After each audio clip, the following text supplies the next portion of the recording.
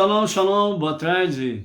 Estamos em A Tarde com a Torá, hoje, dia 18 de julho do ano de 2022. O calendário judaico é dia 19 do mês de Tammuz, do ano 5782. Estamos aí com 315 dias transcorridos do nosso calendário judaico, né? E estamos aí iniciando nesse horário aí que mais uma vez o nosso Face, né, deu uma travada e não liberou a nossa live, e estamos aí reiniciando, né, a nossa live aí nessa tarde aí, ok? Baruch Hashem, vamos em frente aí porque o trem vem aí para trás, né? Não podemos ficar parado na linha, temos que seguir em frente, ok? Baruch Hashem. Então, Baruch Hashem, vamos em frente aí com a nossa...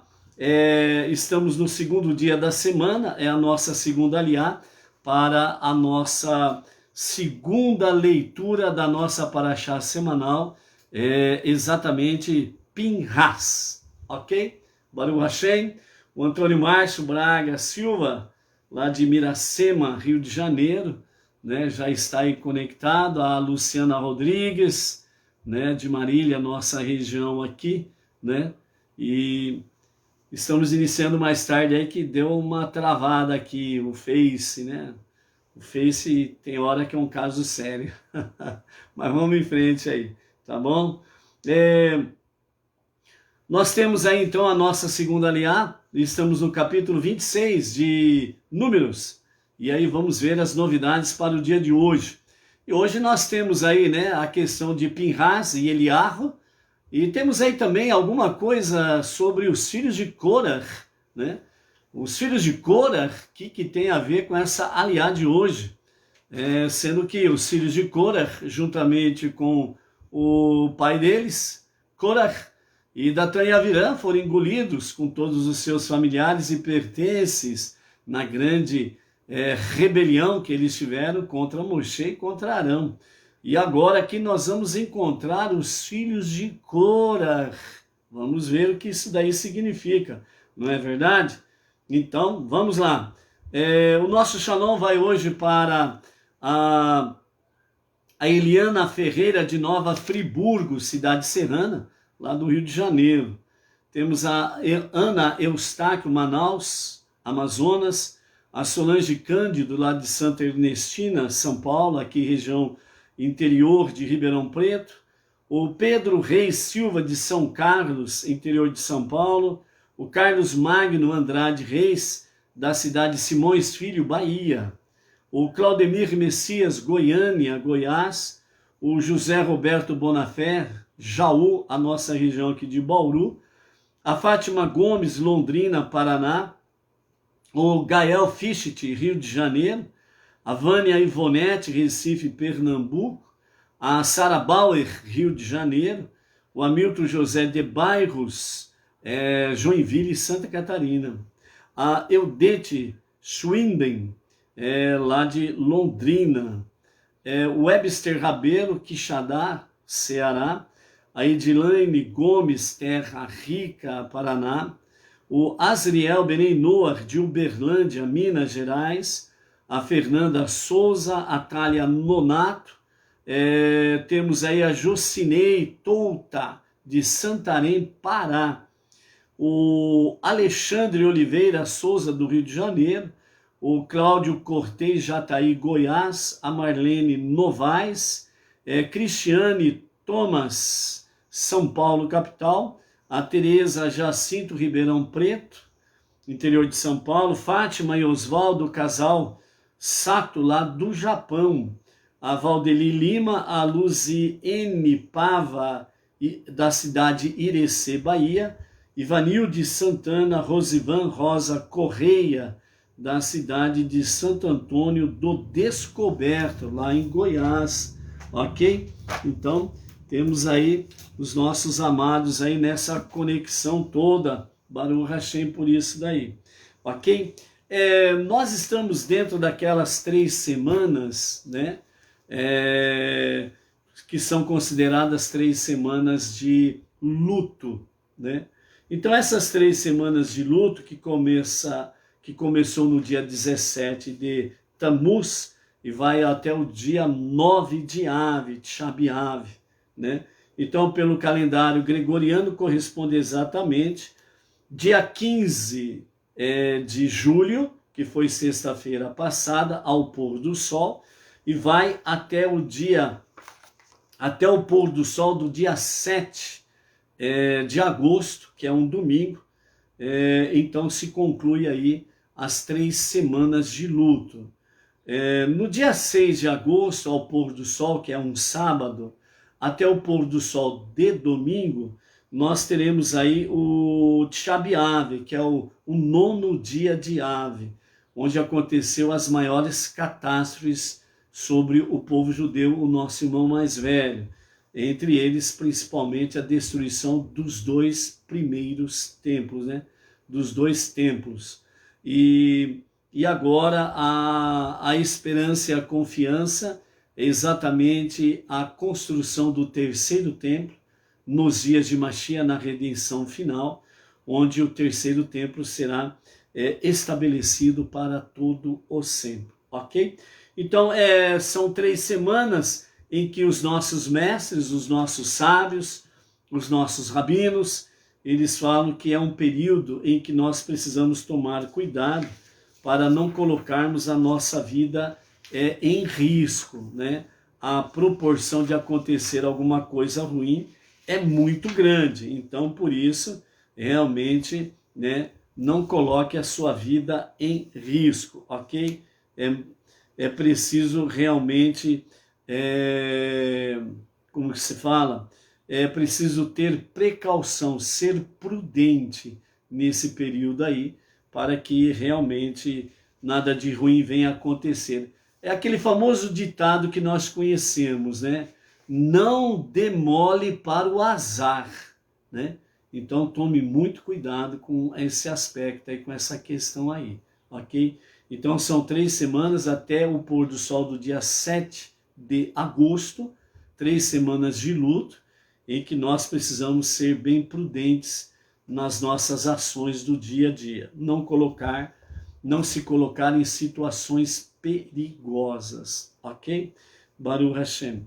Essas 3 semanas também, né, por ser de luto, são 3 semanas em que o mundo judaico não tem festividades, né?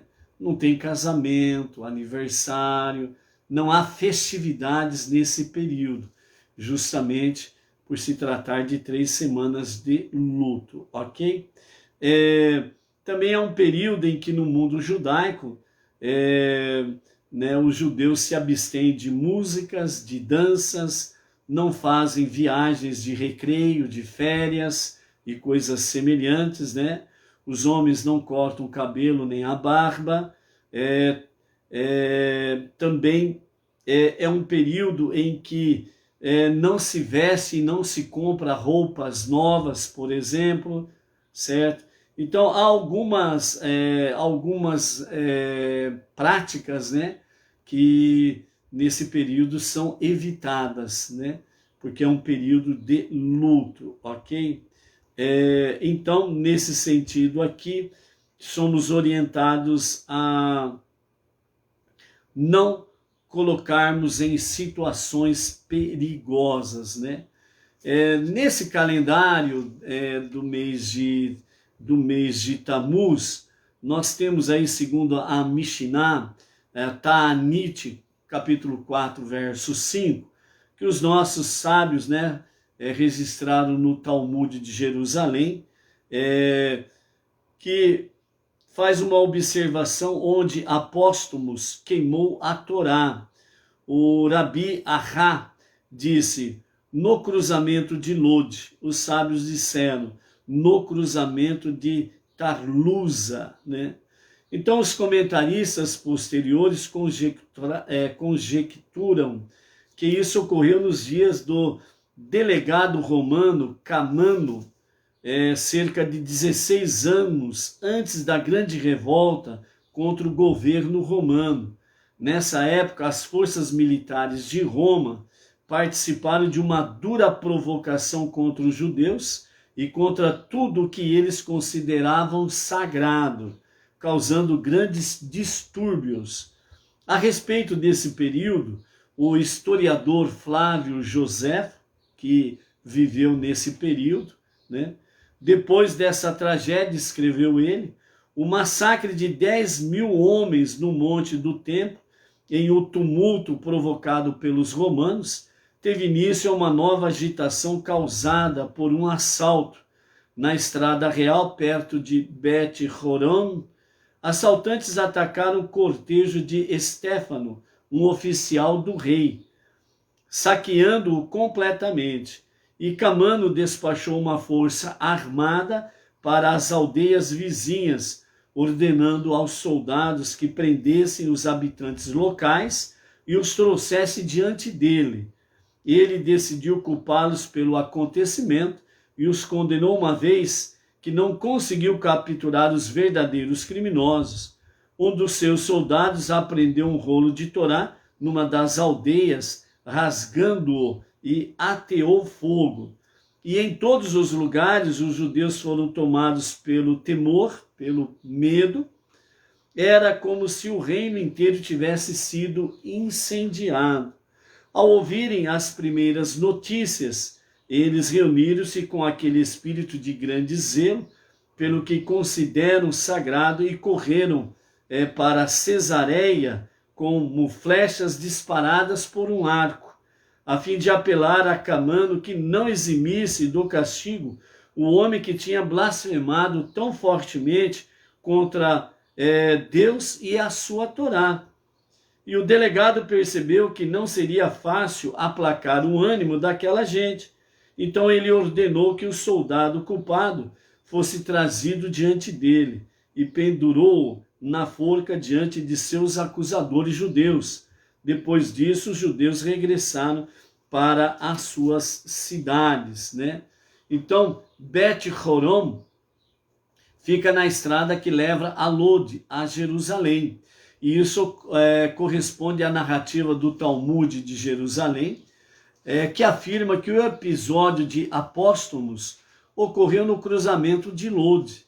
Se essas duas narrativas referem-se à mesma ocorrência, parece que isso se deu alguns anos antes da destruição do segundo templo, e que os nomes Estéfano e Apóstolos foram trocados.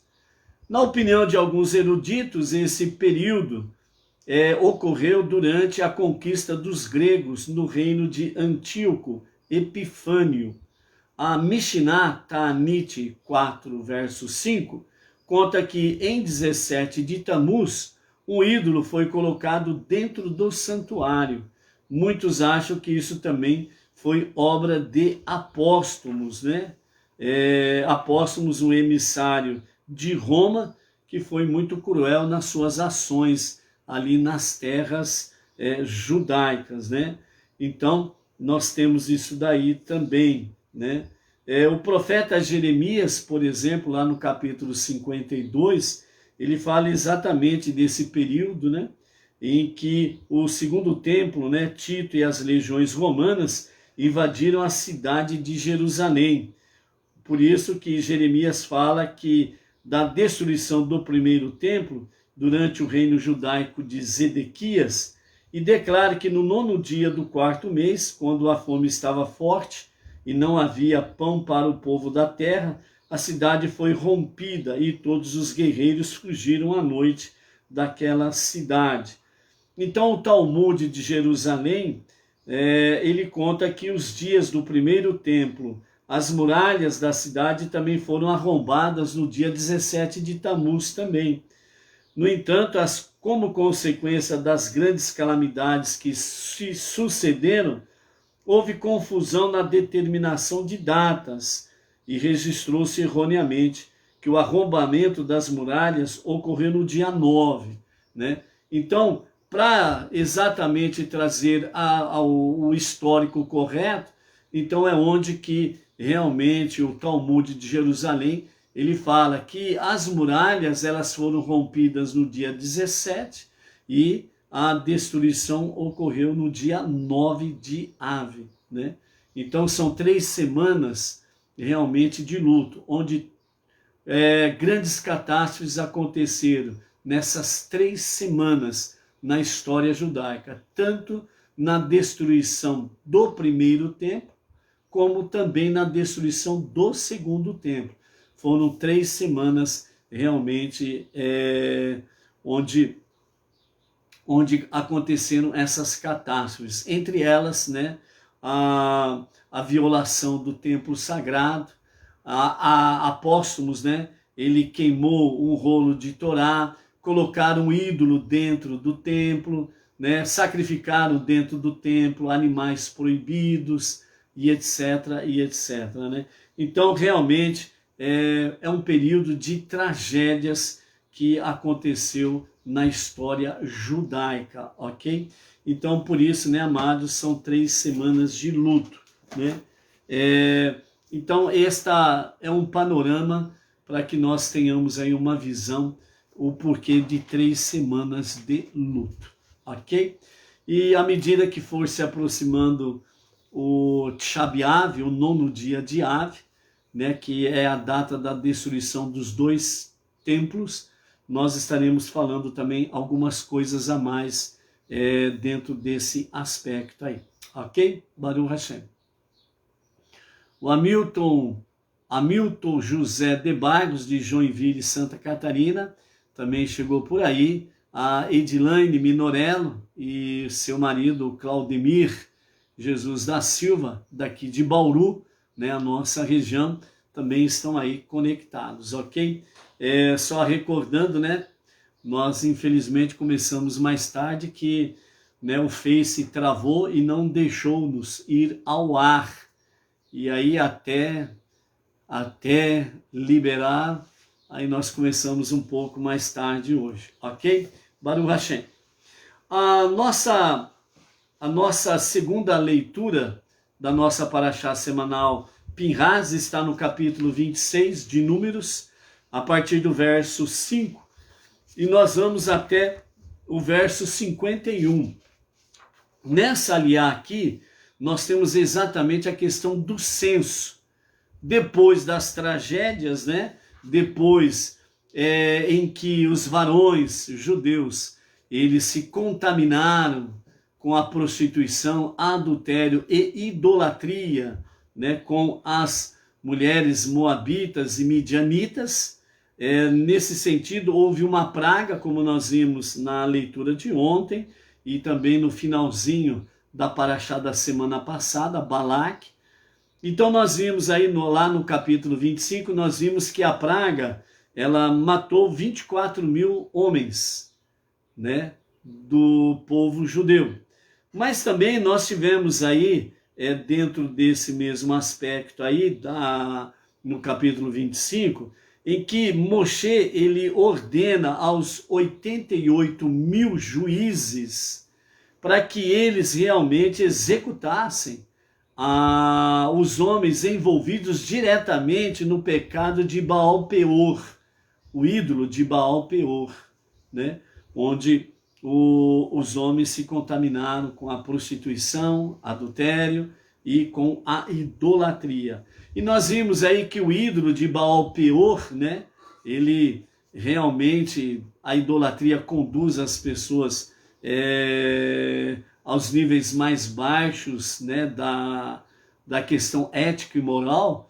E um dos ingredientes que nós vimos aí sobre o ídolo de Baal Peor é que na presença do ídolo, né, tanto as mulheres como os homens judeus, eles defecavam na presença do ídolo, né? Então veja aí, né, o baixo nível espiritual, moral e ético, ok? E devido a isso, 24 mil homens foram mortos pela praga. Mas Moshe convocou 88 mil juízes, os juízes do povo judeu, para que eles executassem os homens envolvidos exatamente com o pecado de Baal Peor. Então, segundo os nossos sábios, né, que falam através do Talmud, fala que, no mínimo, cada um desses juízes, eles executaram 2 judeus pelo pecado de Baal Peor. Diante dessa situação, então nós temos aí na realidade que no mínimo, né, houve 166 mortos também pelo juiz, no mínimo, ok? No mínimo. Então, tendo 24 mil mortos pela praga, nós temos aí em torno de 166 mil que morreram, né, pelas mãos dos juízes, ok? No mínimo, né? Então, somando um com o outro, na realidade nós tivemos aí, no mínimo, 254 mil mortes, exatamente por causa do pecado do Baal Peor, né? O ídolo de Peor, ok? E aí nós saímos dessa batalha, por assim dizer, e nós adentramos então na paraxá de Pinhas, já no final de Balac, né? A paraxá anterior. Pinhas, ele toma de uma lança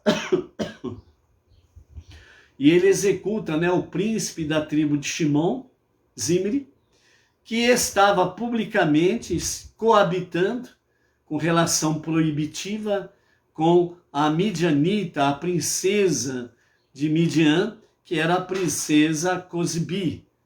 E aí a praga já estava matando os homens judeus, e aí então Pinhas, ele elimina o casal, e aí então a praga cessa. E aí então nós entramos na paraxá que traz o nome de Pinhas, e aí nós temos o censo. E por que o censo depois de uma situação dessa? Então os nossos sábios falam que Deus ele age como um pastor. Quando o rebanho é atacado por lobos, e depois que ele consegue afugentar os lobos, então ele faz uma contagem para saber o que sobrou do ataque dos lobos, né? Então é por isso que o censo acontece. E também os nossos sábios falam que constantemente Deus conta o povo judeu, porque ele ama o povo judeu. E na realidade ele não quer que nenhuma alma se perca, né? Então a contagem também serve como uma, vamos dizer assim, uma advertência. Cuidado com os lobos, cuidado com as armadilhas. Não se deixem seduzir pela falsa propaganda de prazeres rápidos e momentâneos. Então, dentro desse sentido, né, o bom pastor, como diz o Salmo 23, né, Hashem Roi, né, o Eterno é o nosso pastor. Então ele faz essa contagem para ver realmente aí nesse ataque dos lobos, né, quanto que sobrou, né, do povo. Então, do versículo 5 do capítulo 26 até o versículo 51, nós temos aí exatamente o resultado do censo. Então nós temos aí no versículo 5, Reuven era o primogênito de Israel, os descendentes de Reuven eram a família de Hanohi, descendentes de Hanor, a família Palui, ou Paluí, descendentes de Falo, e assim sucessivamente nós vamos vendo a contagem das tribos de Israel.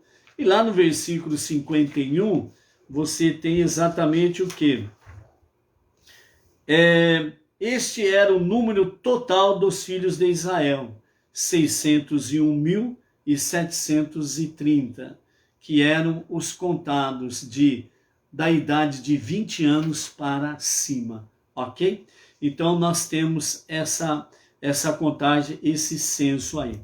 Então aqui nós vamos entrar dentro desse aspecto aqui.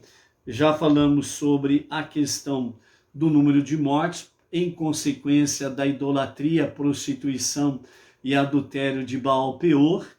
E aqui nós temos um dado interessante, que nós chegamos aqui no verso de número 8, os filhos de Palu eram Eliabe, os filhos de Eliabe eram Nemuel, Datã e Avirã. Estes eram os mesmos Datã e Avirã que foram os delegados comunais do grupo de Corá, que incitou o povo contra Moisés e Arão, incitando-o desta forma contra Deus. Mas a terra abriu a sua boca e engoliu-os juntamente com Corá, quando o grupo morreu e quando o fogo destruiu os outros 250 homens. Assim eles se tornaram um sinal do direito dos descendentes de Arão ao sacerdócio. Aqui, finalizando o versículo 10, né? Então, nós temos diante de nós um histórico que aconteceu há 40 anos atrás. Isso daqui que está sendo relatado foi há 40 anos atrás. Há 40 anos, certo? Ou seja, aqui nós estamos com o histórico, com o povo na fronteira para tomar posse da terra prometida. Dentro dessa cronologia do momento que nós estamos vivenciando a Parashá de Pinhas. Ok? Então, é um fato que aconteceu lá atrás, né? Há 40 anos, né? Melhor dizendo, há 38 anos, né? Quando houve a rebelião de Corá, ok? Então, o povo sai do Egito, começa uma jornada que vai se completar em 40 anos, ok? Depois que sai do Egito, já no segundo ano, vem essa rebelião de Corá. E ali fala que o povo foi condenado a vagar 40 anos pelo deserto. Eles já estavam há 2 anos no deserto, mais 38 anos, completando os 40 anos da jornada pelo deserto, ok? Então, esclarecido isso, agora nós vamos para o verso 11 do capítulo 26, que diz assim: os filhos de Corá, no entanto, não morreram. Então, aqui no versículo 9 a 11, nós temos aqui o histórico de Datã e Avirã, certo? Eliabe, né? Nós temos aqui os filhos de Palu eram Eliabe, os filhos de Eliabe eram Nemuel, Datã e Avirã. Datã e Avirã, exatamente aqueles que se associaram com Corá há 38 anos atrás, certo? Na rebelião contra Moshe e contra Arão e contra Deus. E todos eles foram engolidos pela terra. Agora o verso 11 diz: os filhos de Corá, no entanto, não morreram. Se você pegar o livro de Salmos, você vai ver vários salmos que tem o título Os Filhos de Corá.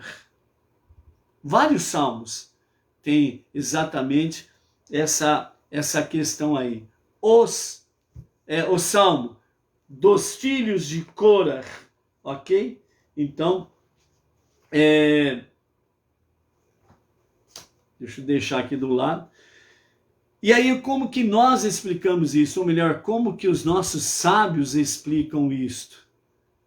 Os filhos de Corá não morreram, mas a terra engoliu-os, junto com seus familiares.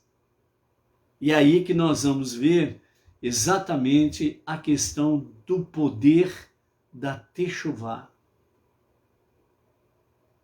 Você não imagina o que é o poder da Techuvá. O que é Techuvá? É um retorno a Deus para o verdadeiro e sincero e genuíno arrependimento. Aí Deus cumpre aquela palavra que ele fala pela boca do profeta: os teus pecados serão lançados nas profundezas dos abismos dos mares, e eu não me lembrarei mais dele. O poder da Techuvá faz com que Deus não somente perdoe os nossos pecados, mas ele os lança nas profundezas dos abismos. dos mares, as regiões que chamam, né, abissal, abissal, né? Abissais, as regiões abissais, no plural, obviamente, né? Que é nas profundezas das profundezas dos mares, as regiões abissais, né? Há pouco tempo aí, algumas equipes, né, de cientistas, né, conseguiram chegar a alguma, né, não chegaram exatamente, mas chegaram em alguma região chamada abissal, onde a escuridão é absoluta, certo? E ali, obviamente, com equipamentos super modernos, com uma tecnologia super moderna, avançada, né, conseguiram chegar em alguma parte de alguma das regiões abissais. E ali, né, conseguiram filmar alguns seres abissais, por assim dizer, né? Peixes e companhia limitada ou algo semelhante, etc. e tal, lá, né? Então, as profundezas são muito, muito, muito profundas de fato. Então, quando nós lemos pelas Escrituras que os nossos pecados, que nós nos arrependemos através da Techuvá, Deus lança nas profundezas das regiões abissais. E Deus, não me lembrarei mais dos teus pecados. Então vejam o poder da Techuvá, uma das manifestações do poder, né, ou dos poderes da Techuvá. Baruch atah Adonai Eloheinu melech haolam, sherakon riab divaró. Vai um cafezinho aí? O cafezinho da Dona Edna. Oh, que delícia.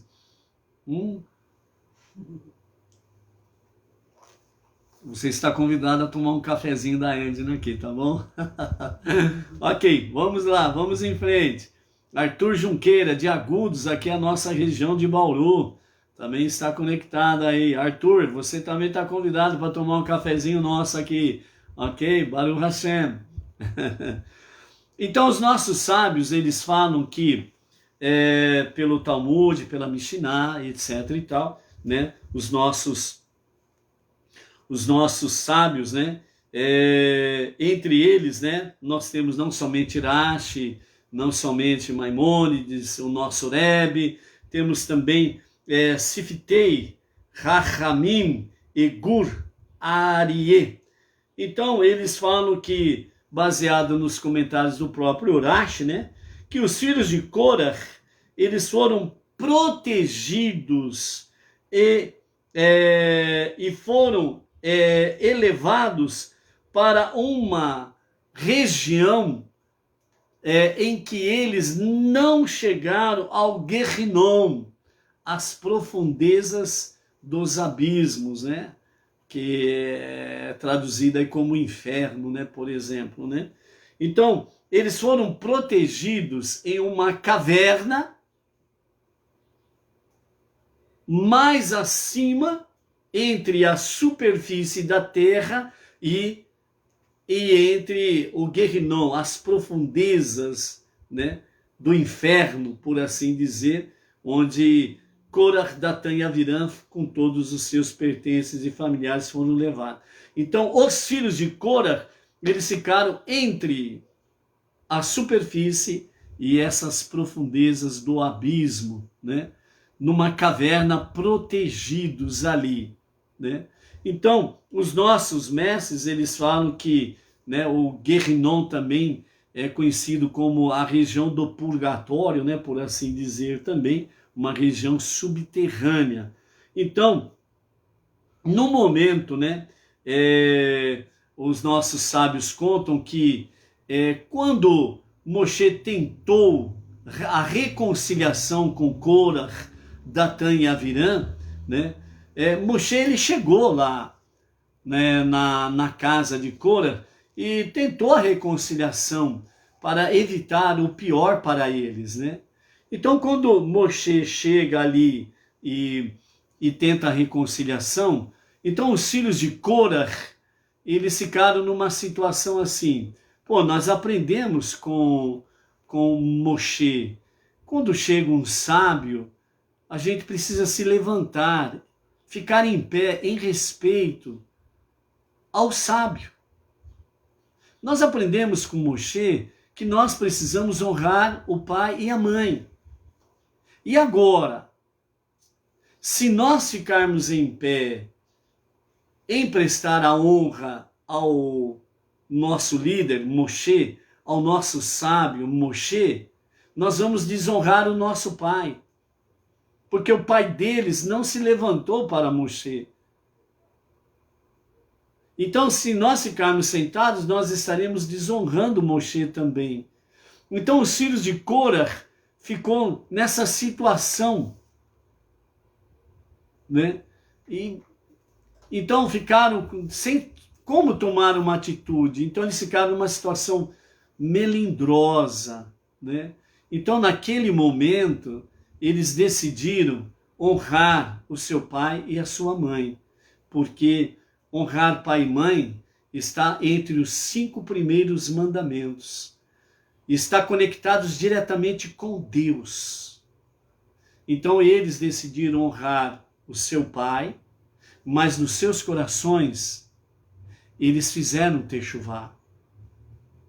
Eles se arrependeram de terem no princípio se aliado com o seu pai numa rebelião contra Moshe, Arão e Deus. Então, naquele momento, os filhos de Korah, eles fizeram techuvá só em pensar na techuvá. E a decisão que eles tomaram naquele momento foi exatamente de honrar o mandamento, de cumprir o mandamento, de honrar pai e mãe. Mas já no seu pensamento e nos seus corações, eles fizeram techuvá. Eles não tiveram tempo de pôr em prática a techuvá, porque logo na sequência acontece exatamente o confronto entre o seu pai, Korah, Datã e Avirã, contra Moshe, Arão e Deus. E a terra abre a boca e os engole. Mas os filhos de Korah já tinham feito techuvá. Então, por isso, Deus poupou, segundo fala Arashi e os demais sábios, fala que Deus poupou os filhos de Korah e colocou-os em uma caverna subterrânea, onde ali eles permaneceram devidamente protegidos, até que a geração do deserto, desta rebelião toda, né, perecesse no deserto. E aqui, como eles estavam para entrar na terra prometida, como eles tinham acabado de passar pelo ataque dos lobos, que foi exatamente o pecado de Baal Peor, a idolatria, agora vem exatamente o censo, a contagem.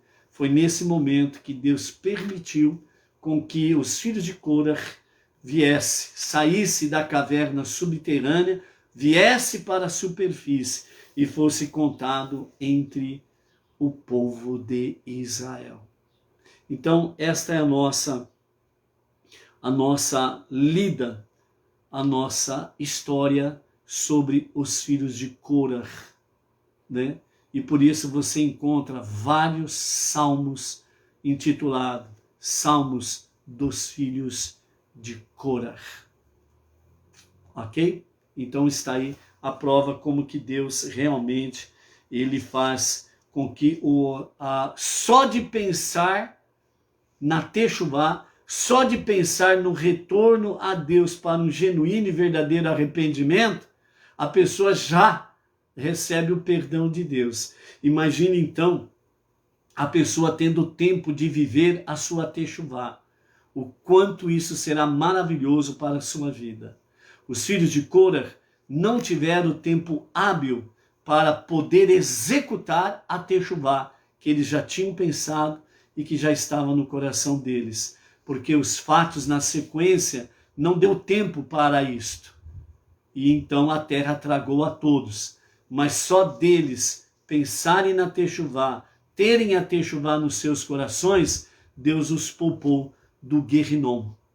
e aí então eles ficaram preservados em uma caverna. E agora, né, já passado a geração, 38 anos, a geração do deserto, então agora Deus autoriza, permite que eles saiam da caverna, venham à superfície e sejam contados entre os filhos de Israel. Ok? Então é nesse sentido que nós temos aí, né? E os filhos de Korah, né?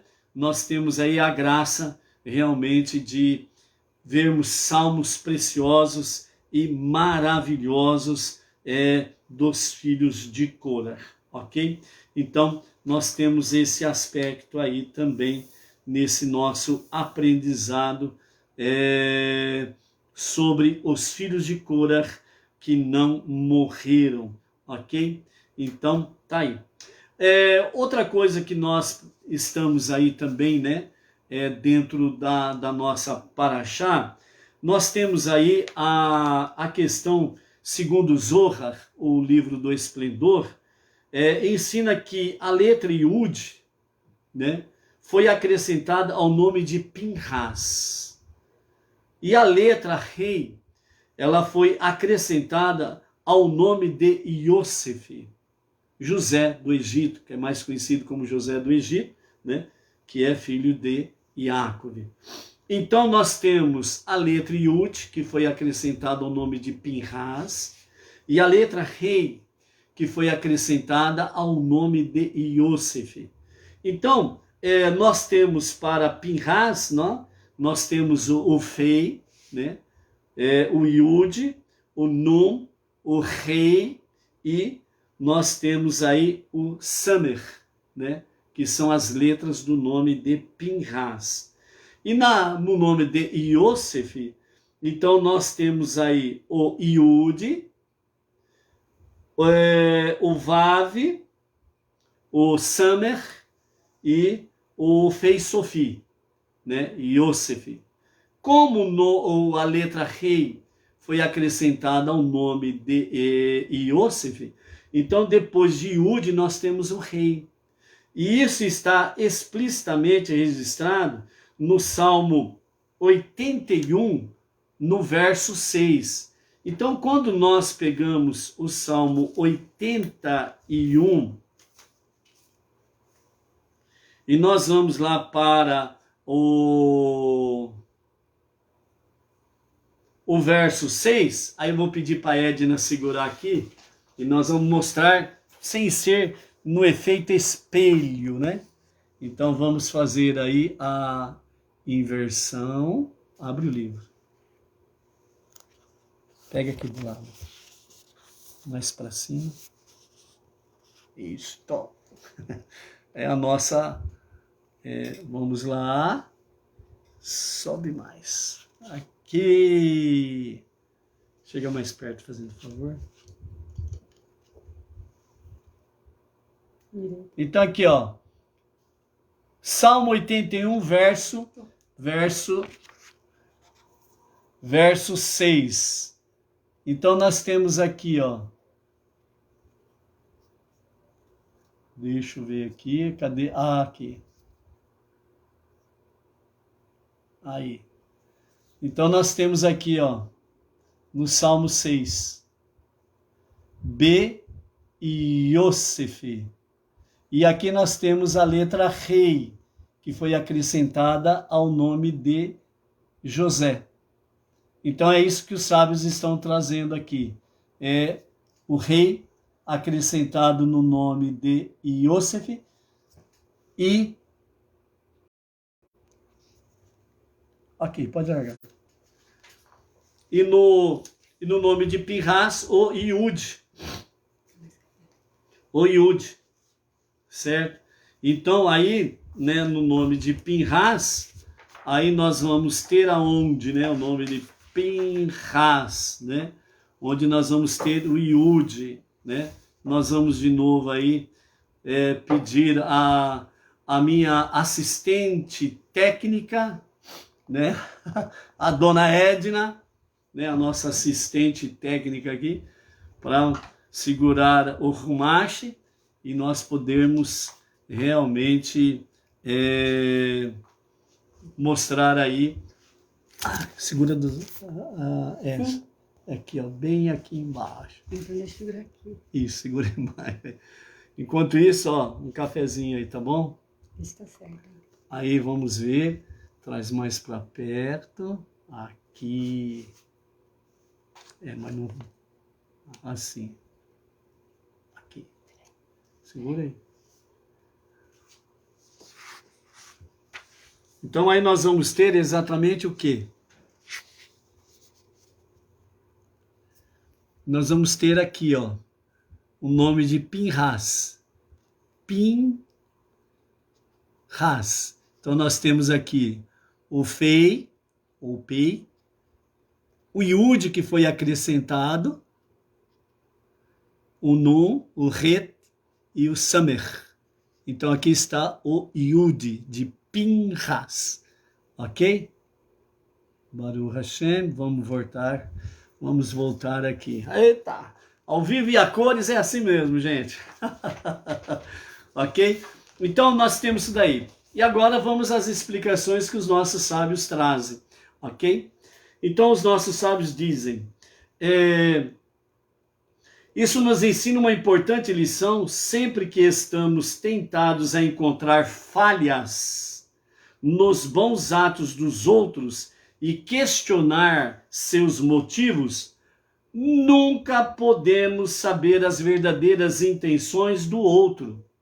É só Deus que conhece o coração da pessoa, né? Aí o Roberto Andrade está dizendo, obrigado, dona Edna. Né? É isso daí. Então vejam bem, nunca podemos saber as verdadeiras intenções do outro. Só Deus conhece o coração da pessoa. Você não pode ser um julgador, dizendo, aquela pessoa está sendo falsa, aquela pessoa está sendo enganosa, ela está fazendo isso para tirar proveito próprio. Foi isso que falaram os varões da tribo de Shimon, do príncipe Zimri, no qual Pinhas tinha matado. Então eles falaram que Pinhas, ele era neto do idólatra Itró, ou Jetro, ou Put. Vimos ontem os 3 nomes de Itró. Antes da conversão dele ao judaísmo, ele era feiticeiro e idólatra. Ele conhecia todas as artes de feitiçaria e de idolatria. Então eles pegaram o lado negativo do avô dele, que era o pai da mãe dele, casada com Elazar, filho de Arão, certo? Então eles pegaram o lado negativo. Aí nós vimos que Deus traz a genealogia de Pinhas da parte de Arão, justamente para mostrar a eles que o que ele fez tinha aprovação divina. Então, e aqui com essa questão de o Yud ser acrescentado no nome de Pinhas, era exatamente para mostrar essa realidade, certo? Que Deus estava aprovando o que Pinhas fez e que nós não podemos julgar as pessoas. Nunca podemos saber as verdadeiras intenções da pessoa, do outro. Então, eles estavam condenando Pinhas, do ponto de vista dele, achando que ele queria se aparecer, e já queriam executá-lo. Então, onde que Deus acrescenta o Yud no nome de Pinhas? Justamente para que tenha, de fato, isso. E Yud, ele tem um valor numérico 10. E 10 é o número que é dentro das reuniões judaicas, né? É o chamado de Minyan. Então, no mínimo, precisa ter 10 varões para que tal reunião ela possa ser feita na sinagoga, no mexicano, Beit Hamikdash, e etc. e tal. Então, é o número mínimo de 10, ou seja, é considerado Minyan 10 varões presentes para fazer o serviço divino. Estes 10 são considerados 10 justos. Então aqui A mensagem divina para a tribo de Shimon era que Pinhas, ele fez um ato justo. A atitude, a intenção dele, a kavaná dele foi exatamente feita com justiça, com pureza de coração, com temor aos céus. Então, esse é o significado. Então, enquanto a pessoa faz algo bom, ela nunca deve ser degradada ou escarnecida. Não se pode zombar de uma pessoa que faz algo bom.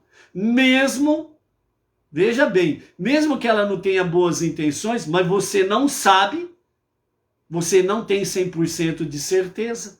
Ah, mas eu tenho sim. Então, você está vendo pelo efeito do espelho? O que você está enxergando naquela pessoa é o que você está vendo dentro de você mesmo? Os sábios dizem, nunca podemos saber a verdadeira intenção do outro.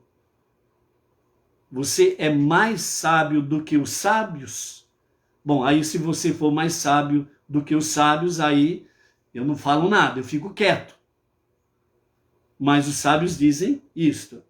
Eu prefiro ficar com aquilo que os sábios dizem, porque eles estão falando baseado no conhecimento mais profundo da Torá. Entendeu? É isso daí. Então, nós nunca podemos escarnecer de quem quer que seja que esteja fazendo algo bom. Está fazendo algo bom? Baruch Hashem.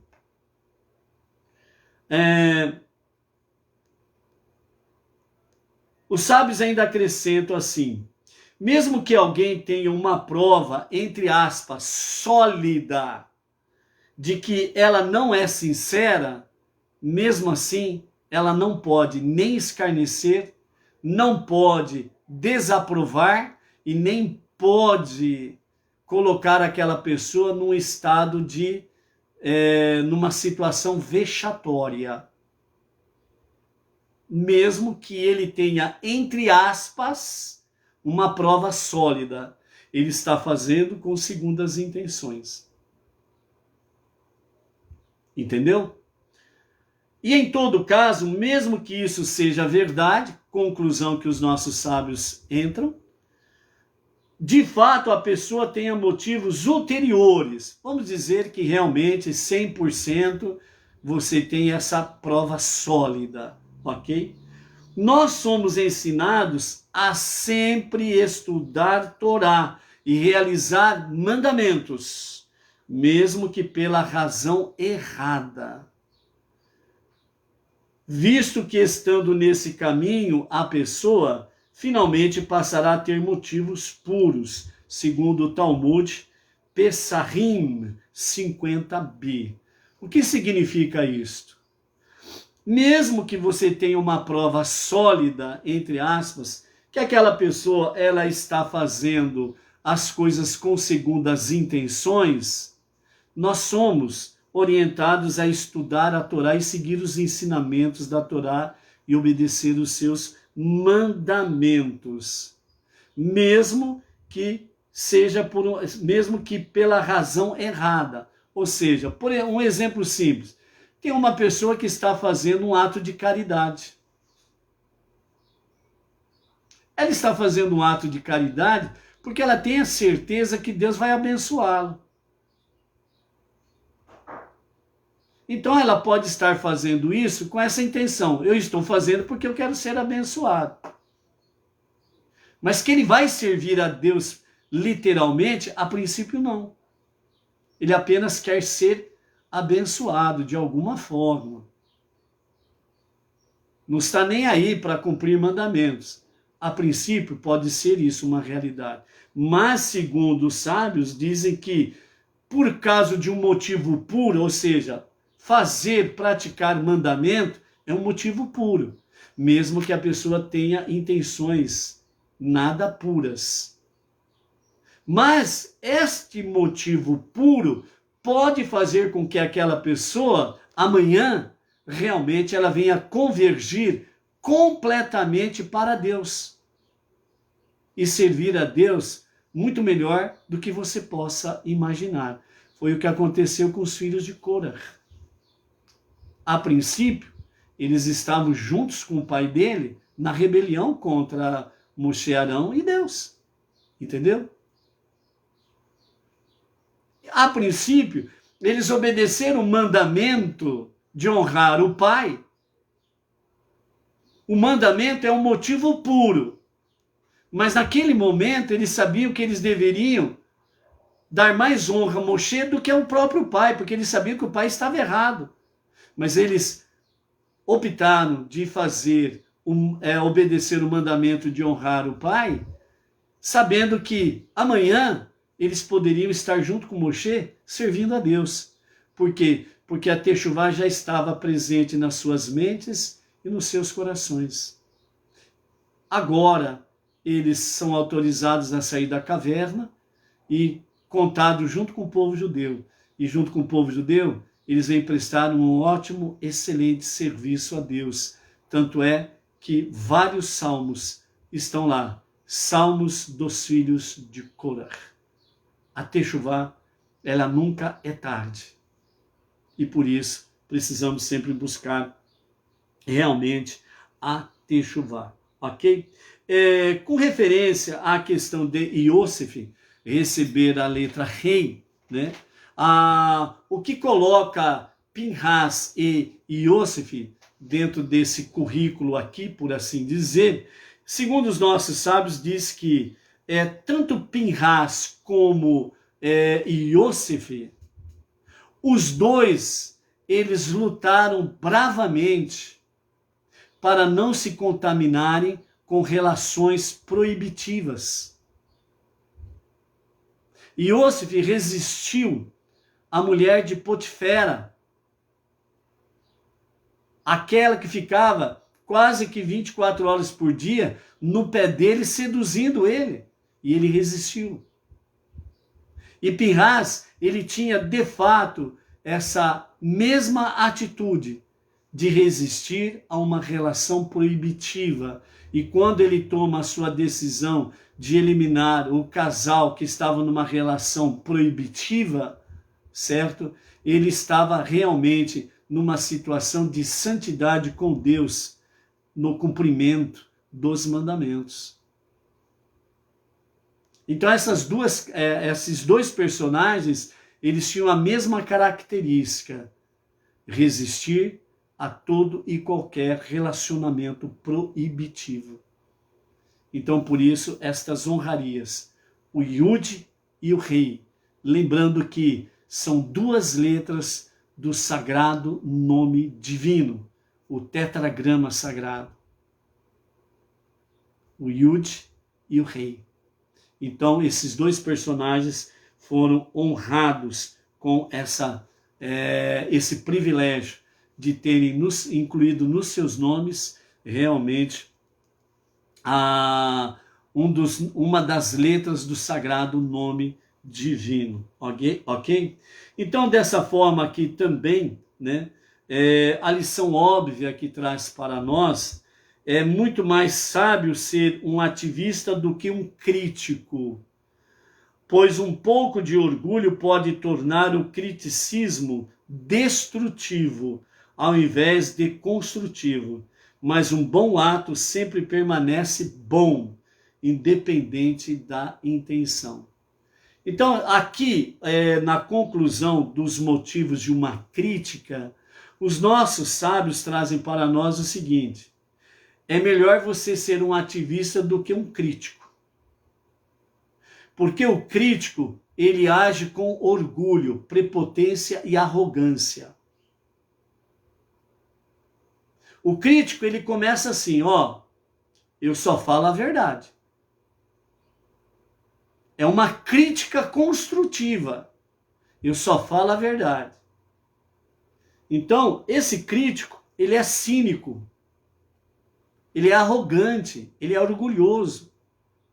Enquanto que o ativista, como já vimos nos exemplos anteriores, né, o ativista é aquele que ele pratica um ato bom, ou seja, ele pratica um mandamento, mesmo que as suas intenções não sejam boas, mas ele está fazendo algo bom. E como está escrito e como os sábios frisam, tudo que é bom permanece. Mas o criticismo, que é uma mistura de crítica com cinismo, é destrutivo. O objetivo é destruir aquela pessoa. A semelhança dos varões da tribo de Shimon, que queriam destruir Pinhas. Eles começaram com uma crítica contra Pinhas. O que eles falaram de Pinhas? Ah, Pinhas, ele é neto de Put. Ele é neto do idólatra de Midian, de Itro, o feiticeiro. Eles não olharam para a conversão de Itro, e nem olharam para a questão de Itro ser o sogro de Moshe. Eles foram lá atrás para criticar de forma destrutiva Pinhas. Então ele não tem condições morais, éticas e nem espirituais para poder matar um príncipe de Israel. E quiseram matá-lo. E aí Deus não deixou. Um nome, uma letra sagrada no nome de Pinhas, Yud. Um testemunho claro que o que Pinhas fez foi segundo a vontade divina. Então, por isso que na conclusão aqui, os nossos sábios falam que é melhor ser um ativista, mesmo que as intenções não sejam lá nada boas, mas o ato bom é o que vai permanecer. E o criticismo, né, ele é destrutivo. Ele só destrói. Ele não deixa nada, absolutamente nada de bom. Ah, não, mas a minha crítica é construtiva, a minha crítica é para o teu bem, a minha crítica é para você mudar de atitude e coisa assim, e se tornar uma pessoa melhor. Mentira! Mentira! E mentira mesmo! É criticismo. É crítica misturado com cinismo. Uma pessoa cínica, maldosa, arrogante, orgulhosa. Por isso que realmente os nossos mestres falam, seja um ativista e não um crítico. É melhor assim. Já pensou? E então, o nosso Rebbe Menachem Mendel, falando sobre a questão da Teshuvá, né? Só de pensar já há grande poder nisso. Então, e os filhos de Korah não morreram no motim de seu pai. Então, baseado nisto, o nosso Rebbe Menachem Mendel diz, os filhos de Korah desempenharam um papel chave na rebelião de seu pai, e por isso foram devorados pela terra juntamente com os demais rebeldes. Contudo, ao contrário dos demais, eles se arrependeram profundamente e foram salvos da pena de morte. Deus permitiu que permanecessem vivos numa gruta subterrânea até a morte do restante da geração do deserto, aqueles 600 mil homens. Posteriormente, Deus permitiu aos filhos de Korah abandonar o seu esconderijo e regressar às suas vidas na comunidade. Se eles houvessem expressado o seu arrependimento abertamente, teriam sido poupados, inclusive, desse castigo atenuado. Ainda assim, a sua sobrevivência nos mostra o imenso poder do arrependimento, até mesmo quando não é seguido de uma ação prática com base nele, que é como deveria ser de fato. Esta conclusão deveria calar toda dúvida que pudéssemos abrigar sobre a possibilidade da redenção nos nossos tempos. Na realidade, até mesmo o simples fato de pensar no arrependimento já seria suficiente para aproximar a chegada da redenção final, os dias de Mashiach. E mais ainda, quando a isto se somam os méritos que temos acumulado no transcorrer deste longo exílio que o povo judeu tem feito nos quadrantes da terra. A Torá que temos estudado, os mandamentos que temos cumprido e o próprio martírio que o povo judeu tem sofrido através da sua própria história. Paralelamente a isto, à medida que o não-judeu foi somando com os judeus no monoteísmo com fundamento judaico e orientação rabínica, só tem feito crescer os méritos tanto do povo judeu como dos não-judeus. E isso está sendo realmente levado muito em conta, né, para a redenção final, a revelação de Mashiach, que pode de fato acontecer a qualquer momento mesmo. Então, por isso, o poder da Teshuvá é algo que tem que ser vivenciado.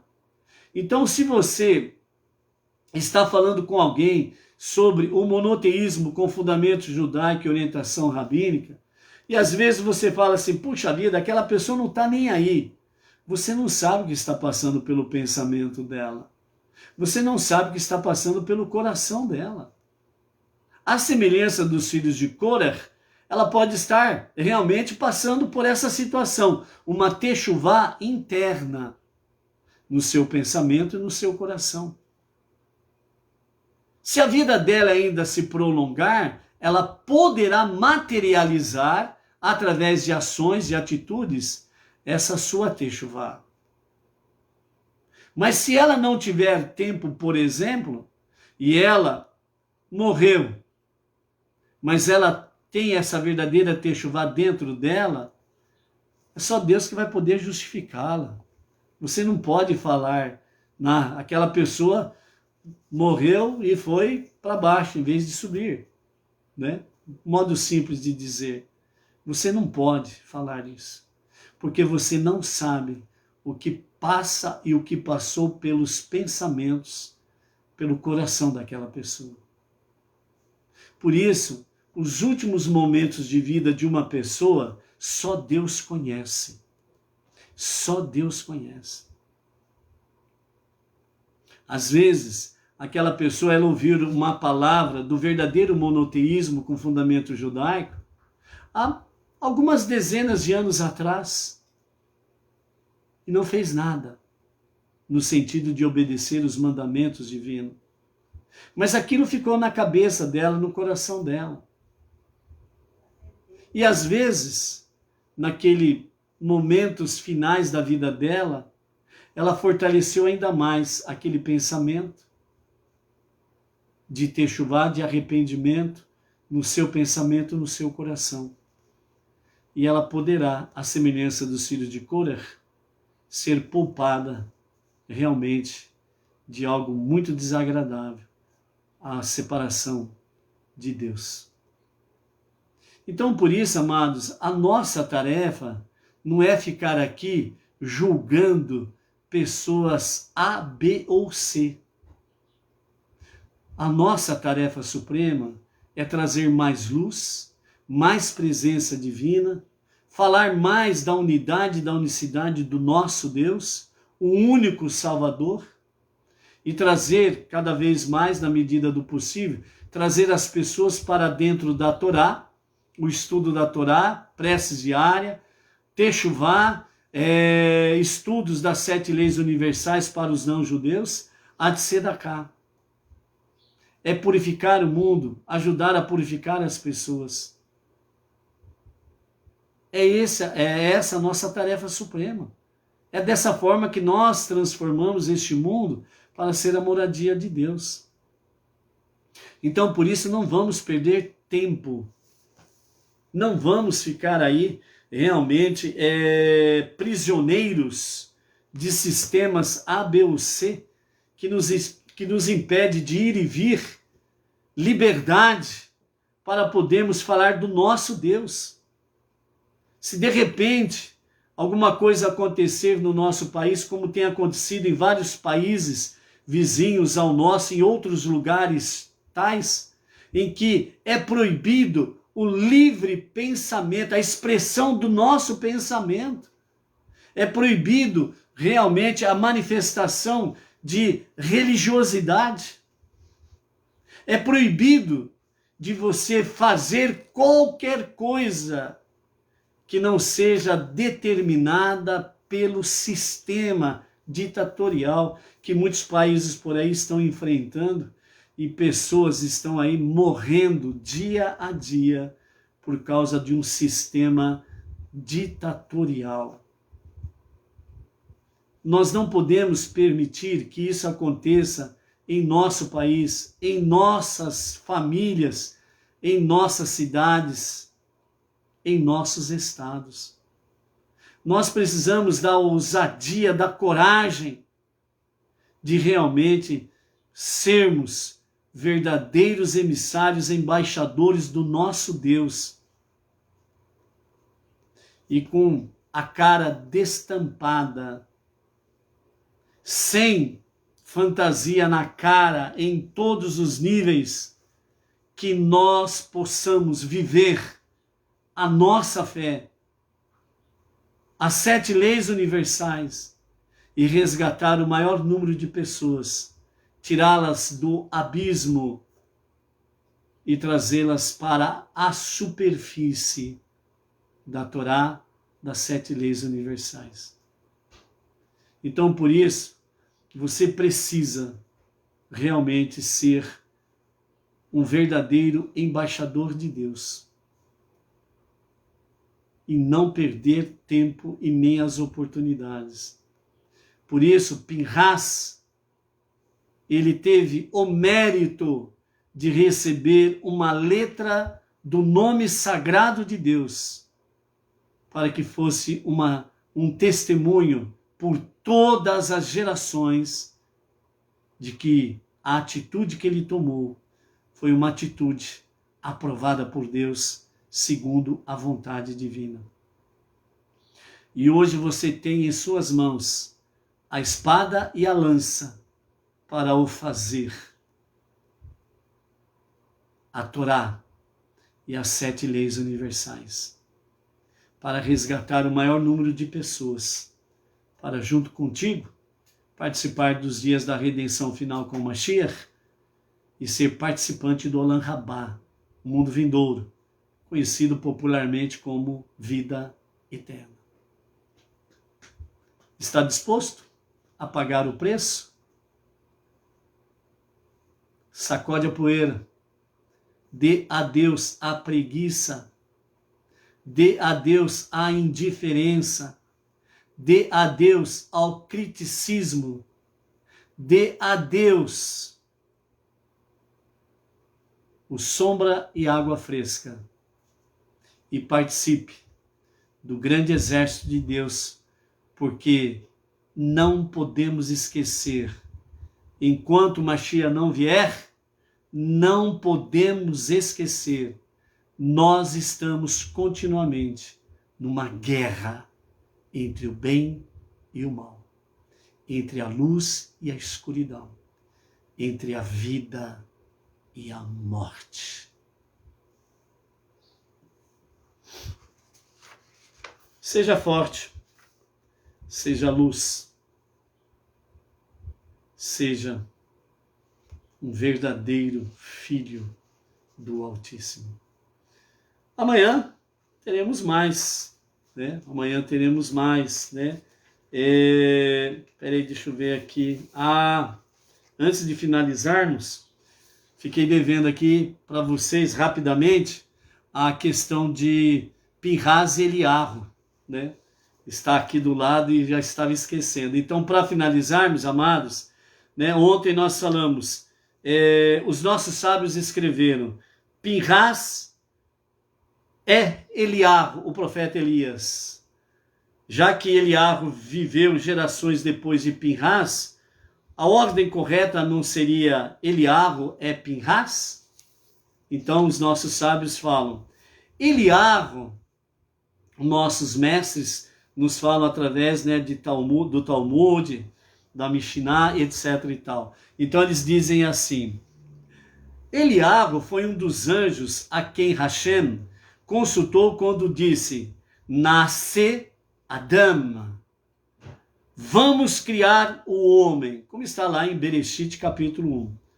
Depois o anjo veio a este mundo físico vestido no corpo de Pinhas e viveu mais de 500 anos para se tornar o famoso profeta Eliabe. Consequentemente, Eliabe precedeu Pinhas por muitos anos. Alternativamente, quando Pinhas matou Zimri, ele também expirou, segundo diz o Zohar, o livro do Esplendor, em 219a.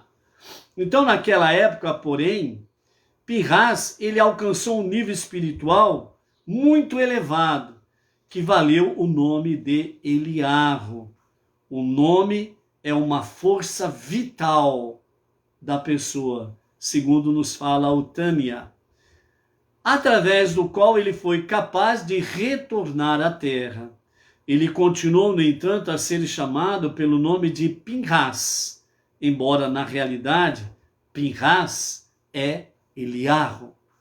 A pessoa chamada Pinhas agora tinha a força vital de Eliabe. Aliás, de acordo com o que os sábios dizem, entende-se porque a Torá nunca identifica seu pai e sua mãe. Ele nunca é mencionado, por exemplo, como Eliabe, filho de fulano de tal. Você não encontra isso em nenhum lugar. Mas conhecido pelo título de Navi, Tishbi e Gilad, ou seja, Eliabe HaNavi, Eliabe HaTishbi, Eliabe HaGiladi, ou seja, Eliabe HaNavi, o profeta, Eliabe HaTishbi, né, o Tisbita, e Eliabe HaGiladi, né, que vem lá de Gileade, mas não há aquela questão, né, Eliabe, filho de tal, ok? Então, né, amados, os nossos sábios dizem exatamente isso daí, ok? Eliabe, né, a alma, o espírito de Eliabe já existia lá, quando Deus foi criar o primeiro homem. O primeiro homem no sentido físico, porque na dimensão espiritual, as almas já estavam criadas por Deus. E o espírito de Eliabe já foi um anjo em que Deus consultou a sua corte celestial quando ele disse que iria criar o homem. Então, Eliabe, a alma, o espírito de Eliabe, foi um dos anjos em que Deus consultou, por assim dizer, numa atitude de demonstrar humildade, que vamos criar o homem. E depois nós temos na sequência, né? E Deus criou, já está no singular, ok? Então, quando ele diz, né, vamos criar o homem, ele consultou sua corte de anjos e entre eles estava o espírito de Eliabe, ok? O profeta Elias. Nessa sequência aí, certo? Então, está registrado. E Deus criou no singular, quer dizer, Deus é o único criador, ok? Quando ele consulta a sua corte angelical, né, é exatamente no sentido dele dar uma prova, né, para todo ser humano. Eu, o Criador, dou um exemplo de humildade. Quanto mais vocês, criaturas, precisam ter uma vida de humildade, ok? Então, é dentro desse sentido aí, tá bom? Então, dessa forma aí, nós temos essa conexão, Pinhas e Eliabe, ok? Então, é isso daí. Amanhã nós vamos falar um pouquinho sobre a longevidade de Pinhas. Amanhã temos mais. Vamos em frente. Temos bastante coisa para conhecermos. Feliz é o homem que busca o saber, o conhecimento. Lá em Oséias, né? Deus ele fala de forma bem clara, né? O meu povo erra por falta de conhecimento. Então, por isso, somos exortados ao conhecimento. Seja sábio, busque o conhecimento baseado nos 5 primeiros livros da Bíblia. Shalom, shalom. Até amanhã.